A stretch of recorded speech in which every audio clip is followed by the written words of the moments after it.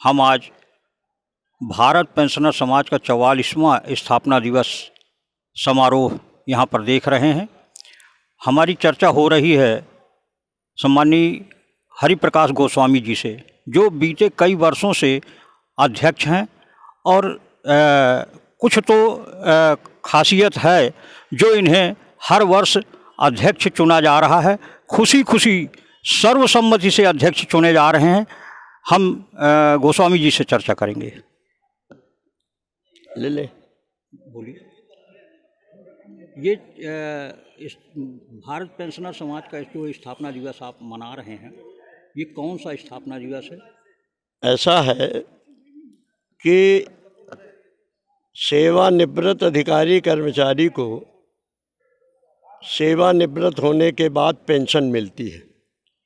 पुराने समय में एक बार जो पेंशन बन जाती थी, और पुराने समय का मतलब है 75 के पहले, किसी की पेंशन बनी है 200 रुपया, किसी की 300 रुपया, तो वो पेंशन कभी उनकी बढ़ती नहीं थी, सिर्फ महंगाई भत्ता बढ़ जाता था।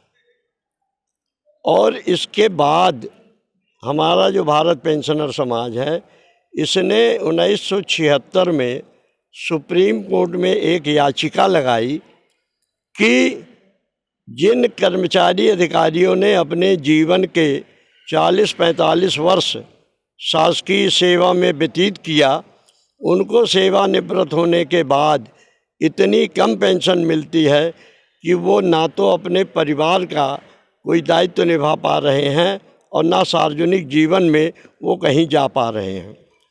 तो याचिका में एक हमारे थे DS नकरा साहब, ये रक्षा विभाग में काम करते थे, भारत पेंशनर समाज के सदस्य थे।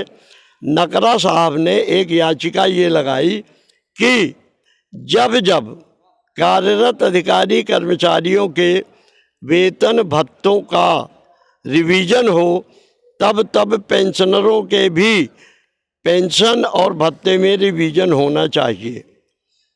आज जो चीफ जस्टिस हैं चंद्रचूड़ साहब, इनके पिताजी चंद्रचूड़ साहब उस समय चीफ जस्टिस थे।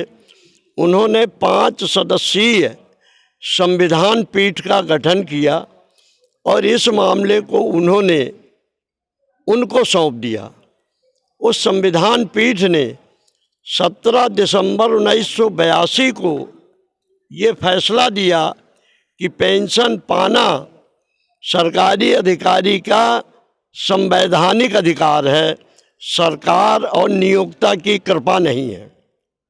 आगे उसने लिखा कि जब जब भी सरकारें अपने कार्यरत अधिकारी कर्मचारियों के वेतन भत्ते में सुधार करेंगे, तब तब पेंशनरों के भी पेंशन में सुधार होना चाहिए।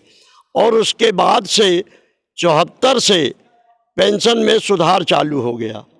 पुराने समय के जो पेंशनर थे, अधिकारी थे, वो कहा करते थे कि हम क्लास 1 से रिटायर हुए हैं, हमको पेंशन मिल रही है 400 रुपया, और जिसको हमने चपरासी नियुक्त किया था उसको पेंशन मिल रही 1200 रुपया।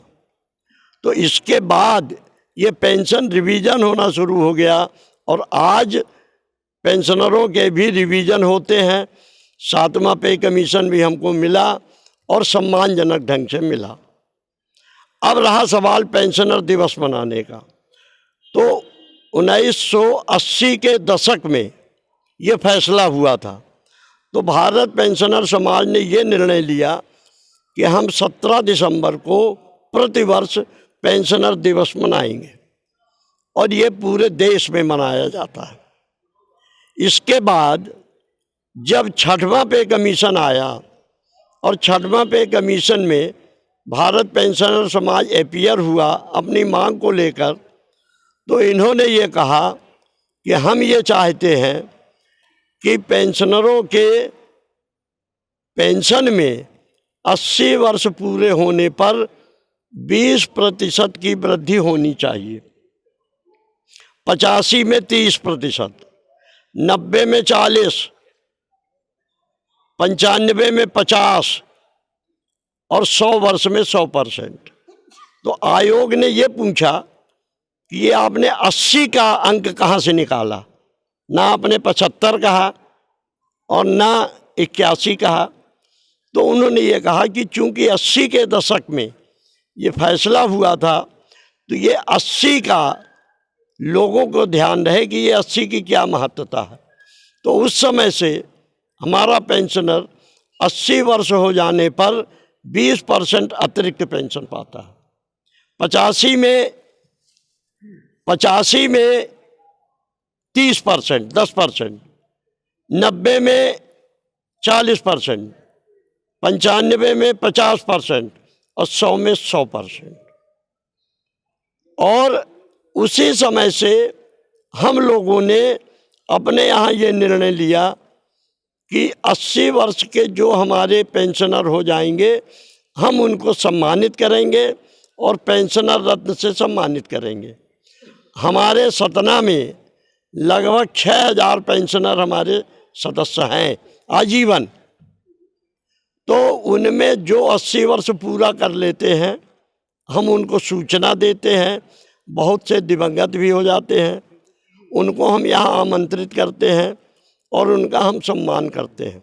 इस वर्ष 123 लोग 80 वर्ष पूरा कर चुके थे जो हमारे सदस्य थे, लेकिन उनसे संपर्क करते करते उसमें 19 लोग दिवंगत हो गए थे। तो 104 लोग इस बार हमारे सम्मानित हुए हैं, जिनका यहाँ कार्यक्रम आज AKS में हुआ है। जो बच गए हैं उनकी शाखा के लोग उनके घर में जाके उनका सम्मान करेंगे। हम पेंशनरों के हक में लड़ते हैं, पेंशनरों के हक के लिए काम करते हैं। हम वरिष्ठ नागरिक हैं, हमारी बहुत सी बातें हैं जो हम लड़ते रहते हैं। आपने हमें इस अपने चैनल के लिए बाइट देने के लिए बुलाया, इसके लिए आपको बहुत बहुत धन्यवाद। नमस्कार। आप बीते कई वर्षों से अध्यक्ष हैं, इसमें आप पेंशनरों को क्या संदेश देना चाहते हैं? मैं 2003 से भारत पेंशनर समाज का अध्यक्ष हूँ और पेंशनरों को मैं क्या संदेश दूँ?